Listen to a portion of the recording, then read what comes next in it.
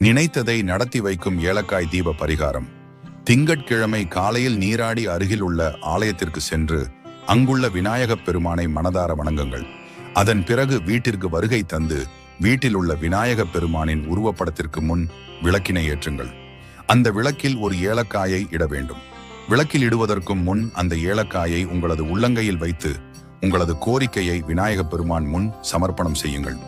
அடுத்த நாள் செவ்வாய்க்கிழமையன்று விளக்கில் உள்ள ஏலக்காயை எடுத்து சேகரித்து வைத்த பிறகு புதிதாக மீண்டும் விளக்கேற்றி இரண்டாவது ஏலக்காயையும் உள்ளங்கையில் வைத்து பிரார்த்தித்து விளக்கில் இட வேண்டும். இதேபோல் தொடர்ந்து 7 நாட்களுக்கு 7 ஏலக்காய்களை விளக்கிலிட்டு பிரார்த்தனை செய்து கொள்ள வேண்டும். 7வது நாள் பிரார்த்தனை செய்து நிறைவடைந்தவுடன் 21 ஏலக்காய்களை கொண்டு மாலையாக தொடுத்து அதனை அருகில் உள்ள ஆலயத்திற்கு சென்று விநாயகப் பெருமானை வணங்கி அந்த மாலையை விநாயகப் பெருமானுக்கு சாற்றிவிட வேண்டும். அதன் பிறகு உங்கள் கைகளில் இருக்கும்